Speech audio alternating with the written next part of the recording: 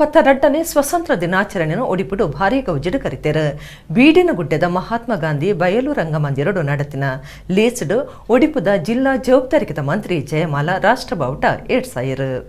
72ನೇ ಸ್ವತಂತ್ರ ದಿನವನ್ನು ಒಡಿಪುಡು ಭಾರೀ ಗೌಜಿಡು ಕರಿತೇರು.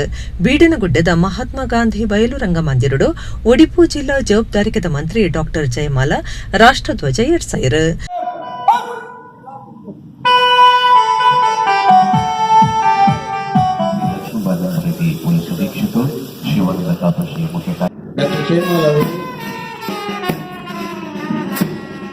ನಮ್ಮ ಸ್ವತಂತ್ರ ಮಾಡಿಕೊಂಡ ತಂಡಗಳಲ್ಲಿ ಗೌರವಕ್ಕೆ ಮಾಡ್ತಾ ಇದ್ದಾರೆ.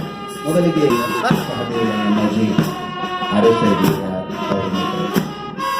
ಅಗ್ನಿಶಾಮಕದಲ್ಲಿದೆ ಗೃಹ ಪ್ರಜ್ಞಾಕಾರಿ ಜುಡುಪಿ ಜಿಲ್ಲಾ ಸಶಸ್ತ್ರ ಪೊಲೀಸ್ ಪಡೆ ಶಾಲೆದ ಜೋಕುಲು ಎನ್ಸಿಸಿ ಸ್ಕೌಟ್ಸ್ ಬೊಕ ಗೈಡ್ಸ್ ತಕ್ಲಿರ್ದು ಪಥ ಸಂಚಲನ ನಡೆತಂಡು. ಕ್ರಿಶ್ಚಿಯನ್ ಪ್ರೌಢಶಾಲೆ ಉಡುಪಿ ಗೈಡ್ಸ್ ಬಾಲಕಿಯರು ಕುಮಾರಿ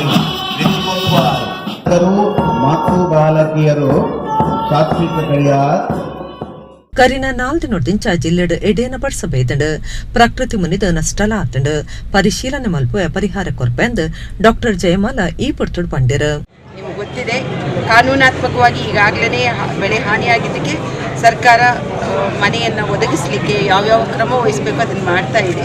ಅದನ್ನು ಮುಂದುವರಿಕೆ ಮಾಡಿಕೊಂಡು ಎಲ್ಲಿ ಹಾನಿಯಾಗಿದೆ ಇಡೀ ಉಡುಪಿ ಜಿಲ್ಲೆಗೆ ಹಾನಿಯಾಗಿರ್ತಕ್ಕಂಥದ್ದಕ್ಕೆ ನಾವು ಸರ್ಕಾರ ಜೊತೆ ನಾನು ಮುಂದೆ ಹೋಗಿ ಅದನ್ನು ಕಾಂಪನ್ಸೇಷನ್ನ ಕೊಡಿ ಅಂತ ಹೇಳಿಬಿಟ್ಟು ನಾನು ಕೂಡ ಮನವಿ ಮಾಡ್ತೇನೆ. ಈ ಜಿಲ್ಲೆಯ ಅಭಿವೃದ್ಧಿ ಬಗ್ಗೆ ನನಗೆ ಅತಿ ಪ್ರೀತಿ ಇದೆ.